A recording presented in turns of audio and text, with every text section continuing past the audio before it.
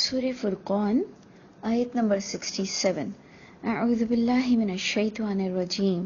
بسم اللہ الرحمن الرحیم. ہم عباد الرحمن کی صفتیں پڑھ رہے تھے کہ اللہ کے نیک بندوں کی کیا کوالٹی ہو، اور ہم اپنے سے اسے میچ کرنے کی کوشش کریں، اور جو کمی ہم میں ہو انشاءاللہ ہم اسے سنوارنے کی اور گروم ہم اپنے آپ کو کرنے کی کوشش کریں.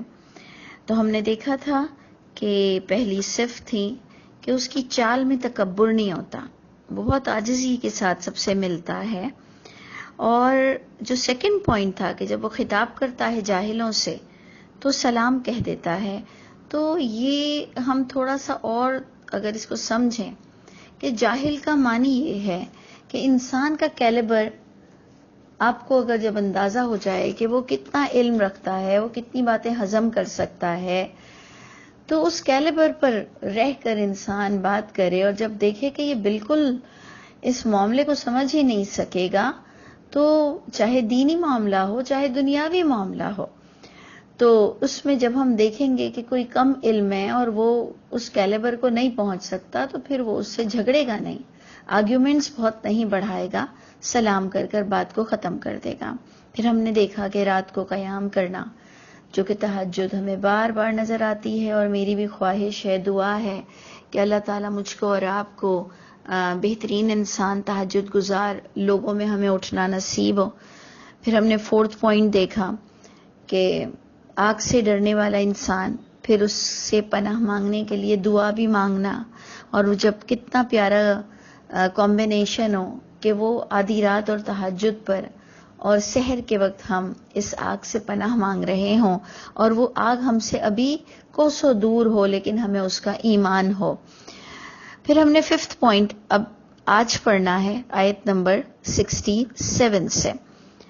ففتھ پوائنٹ آ رہا ہے عباد الرحمن کا کہ والذین اذا انفقوا، اور وہ عباد الرحمن جو اذا جب انفقوا وہ جب خرچ کرتے ہیں، کوئی بھی چیز کو خرچ کرنا، لم یسرفوا نہیں وہ اسراف کرتے ہیں، ولم یقتروا اور نہ ہی وہ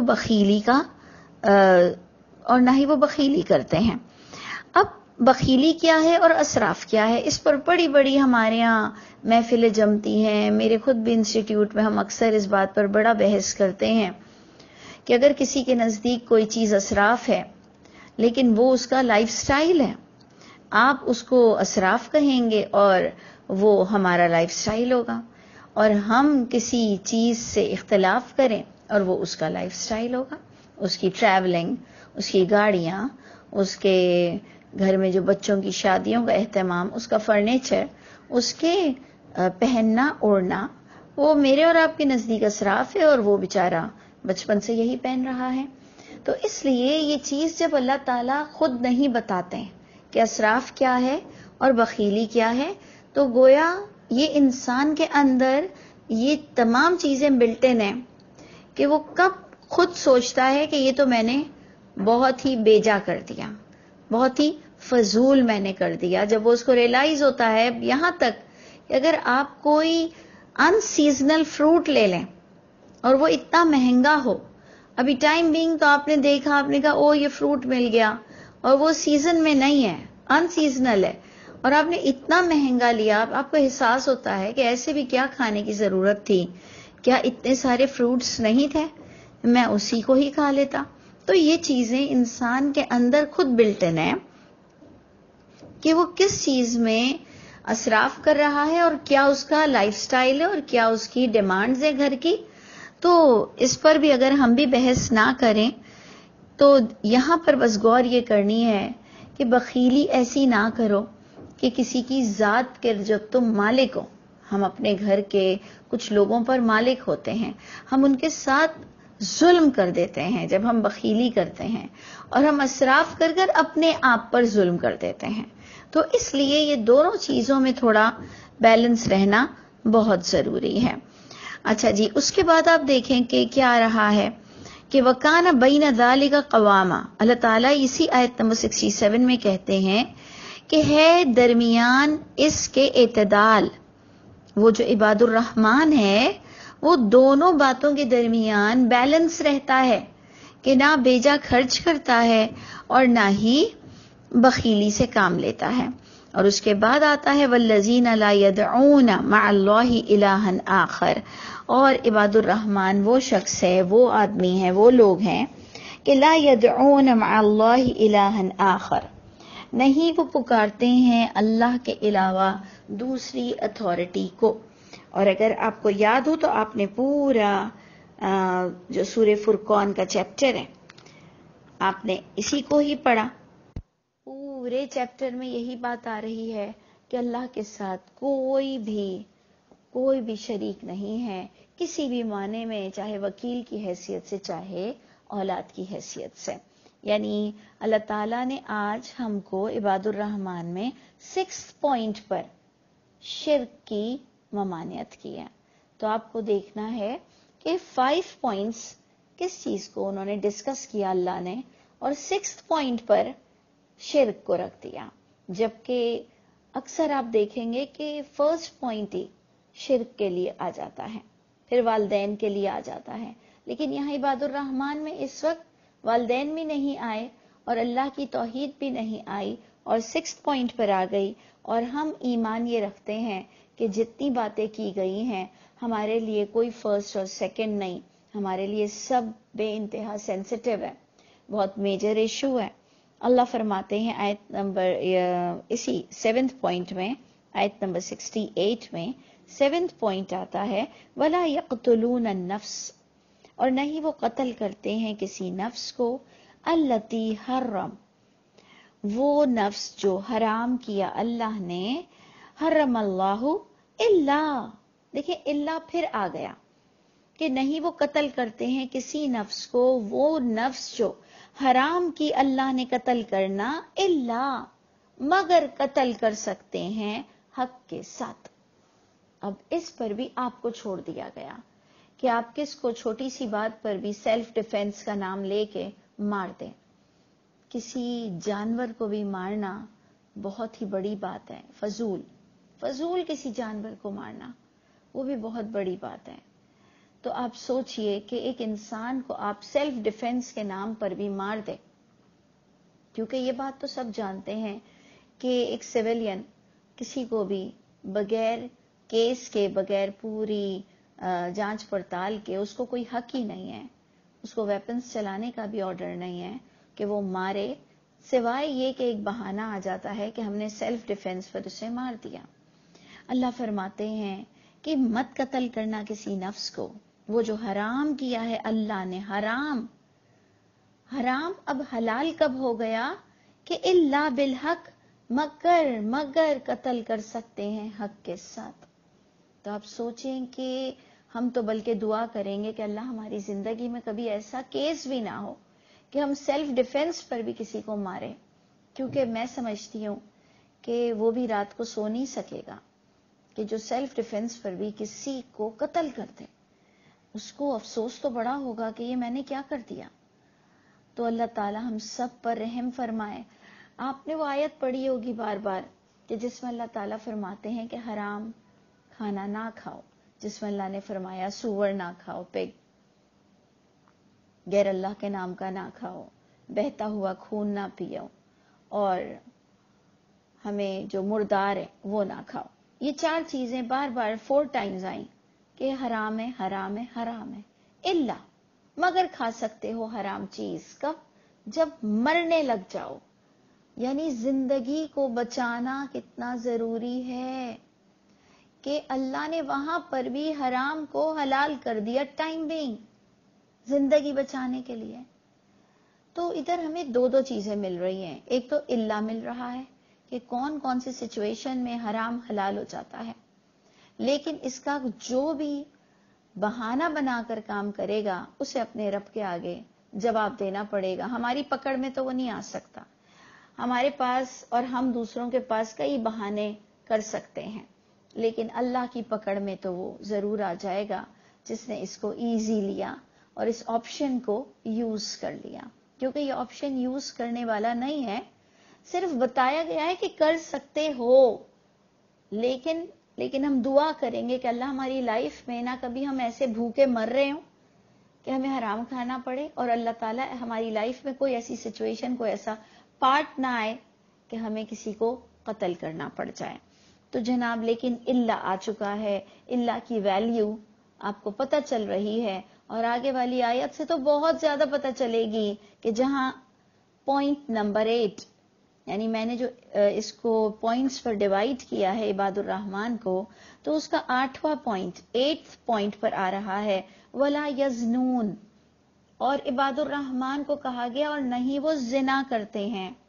یہاں پر کوئی اللہ کا آپشن نہیں آ رہا ہے کہ نہیں وہ زنا کریں گے. اور اللہ فرماتے ہیں وَمَن يَفْعَلْ، اور جو بھی یہ گناہ کرے گا، ذالکا، جو بھی اس گناہ کرے گا، یلق اثاما، وہ ملاقات کرے گا اپنے گناہوں سے. اور کیا ہے اس کے گناہوں کا، کیسی ملاقات ہوگی کہ یضاعف لہ العذاب، دگنا دیا جائے گا. دگنا کا مطلب ڈبل بھی نہیں ہوتا، یضاعف کا مطلب ڈبل بھی نہیں ہوتا، اس کا مطلب ہوتا ہے بہت زیادہ بڑھ چڑھ کر اس کو عذاب ملے گا. یوم القیامہ، قیامت کے دن. دنیا میں پھر بچ جانے کی کچھ امید ہے، لیکن قیامت کے دن نہ ہم اللہ کے آگے اپنے ایکسکیوزز پیش کر سکیں گے، اور نہ ہمارے دنیا کے ایکسکیوزز ہو سکتا ہے کہ قبول ہو سکے اللہ کے پاس. تو اس لیے اللہ تعالی ہم سب کو بہت سنبھل کر چلنے والا بنائے. اللہ فرماتے ہیں بہت بڑھ کر اس کو عذاب ملے گا قیامت کے دن. وَيَخْلُدْ فِيهِ مُحَانًا، سدا رہے گا اس عذاب میں مہانا، ذلیل و خوار ہو کر سدا رہے گا. یہ اللہ کہہ رہے ہیں کہ یہ قابل معافی گناہ نہیں ہے. یہ بڑے بڑے گناہوں کی پوری لسٹ ہمارے اور آپ کے پاس آ گئی، جس میں اکڑ کر چلنا بھی ہے، تو جس میں جاہلوں سے سنبھل کر بات بھی کرنی ہے، جس میں تہجد بھی آ گیا، جس میں بخیلی اور اسراف کی بات آ گئی، تو اسی میں ہی زنا اور شرک کرنے کی بھی بات آ گئی. تو آپ کو اور مجھ کو ہر آیت کو بہت ویلیو دینی ہے اگر آپ اور میں اللہ سے ملاقات کو عزیز جانتے ہیں. تو اللہ فرماتے ہیں ذلیل ہوگا، سدا رہے گا جہنم میں، اللہ، پھر اللہ آ گیا، سوائے وہ قاتل، سوائے وہ زانی، سوائے وہ پچھلی تمام گناہ کرنے والا. اس کے لیے بھی آپشن آ گیا کہ اسے بھی معافی مل سکتی ہے. من تابا، جو توبہ کر لے، جو یو ٹرن لے لے، جو رجوع کر لے. وآمن، اچھا تابہ کا ڈیفینیشن کیا ہے؟ اگر ہم قرآن سے ہی توبہ کی ڈیفینیشن دیکھیں تو آگے ہی آ رہا ہے. توبہ کی ڈیفینیشن ہے وآمن وعمل عملا صالحا. یہ ہے توبہ کی ڈیفینیشن، کہ سوائے جو توبہ کر لے اور ایمان لا کر عمل اچھے کرے، اچھے کر کے دکھائے.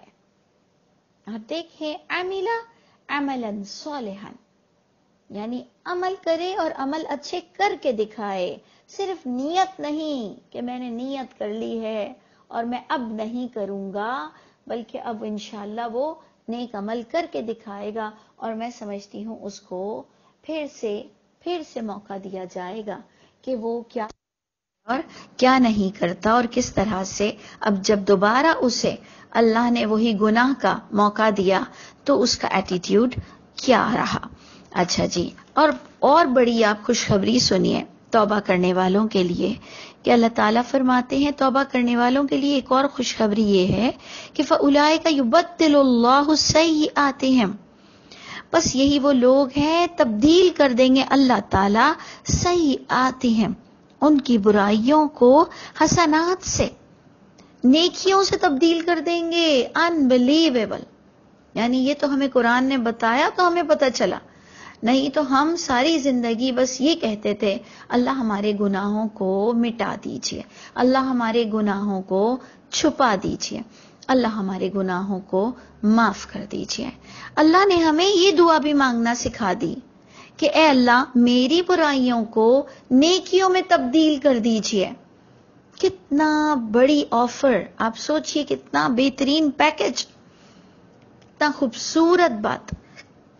اور آپ دیکھیں کہ یبدل کا لفظ تبدیل کے لیے آتا ہے، اور جو ہم کہتے ہیں کہ کفر عنا سیئاتنا، یہ ایک لفظ آپ کو قرآن میں ملتا ہے، کفر عنا سیئاتنا، دور کر دیجئے ہم سے ہماری برائیوں کو۔ اللہ بھی فرماتے ہیں کہ ہم دور کر دیتے ہیں لوگوں کی برائیوں کو اگر جو ایمان پراپر لاتا ہے۔ تو ایک ورڈ ہم پڑھتے ہیں کفر، کفر دور کر دینا، اور ایک آ رہا ہے یبدل، تبدیل کر دیتے ہیں برائیوں کو حسنات سے، نیکیوں سے۔ تو اللہ تعالیٰ مجھ کو اور آپ کو ایسا عمل کرنا، ایسی توبہ، ایسی سچی توبہ کرنے والا بنائیے کہ ہمیں پھر موقع ملے اور ہم اللہ کو اچھے بن کے دکھائیں، تب جا کر یہ ریوارڈ نصیب ہوگا۔ تو انشاءاللہ میں بھی وعدہ کرتی ہوں، آپ بھی وعدہ کریں کہ انشاءاللہ ہم اللہ کو اچھے بن کر دکھائیں گے۔ وَكَانَ اللَّهُ غَفُورًا رَحِيمًا، اور اللہ تو بخشنے والے، نہایت رحم فرمانے والے ہیں۔ توبہ ہی کے ٹاپک کو اللہ نے جاری رکھا، وَمَن تَابَ، دوبارہ یہی بات کو اللہ تعالیٰ پھر سمجھا رہے ہیں، وَمَن تَابَ، اور جو سچی توبہ کر لیتا ہے، رجوع کر لیتا ہے، وَعَمِلَ صَالِحًا، دیکھیں بار بار توبہ کو عمل صالح سے کنسیڈر کیا جا رہا ہے، ڈیفائن کیا جا رہا ہے۔ تو آپ دیکھیں جو توبہ کر لے اور عمل اچھے کر کر دکھا دے، فَإِنَّهُ يَتُوبُ إِلَى اللَّهِ، پس بے شک وہ مانا جائے گا کہ اس نے اللہ کو سچی توبہ کر کے دکھائی ہے، وہ اللہ سے اب رجوع کر چکا ہے۔ فَإِنَّهُ يَتُوبُ إِلَى اللَّهِ مَتَابًا، جیسے کہ توبہ کا حق تھا، جیسے کہ پلٹنے کا حق تھا، یہ ہیں وہ لوگ جنہوں نے سچی توبہ کی۔ ہم تھے پوائنٹ 8 پر، اب ہم آتے ہیں پوائنٹ 9 پر، کہ وَالَّذِينَ لَا يَشْهَدُونَ الزُّورَ، اور وہ لوگ جو گواہی نہیں دیتے ہیں جھوٹ کی۔ انشاءاللہ اس پر پھر ڈسکس کریں گے، یہاں پر ہم اینڈ کرتے ہیں۔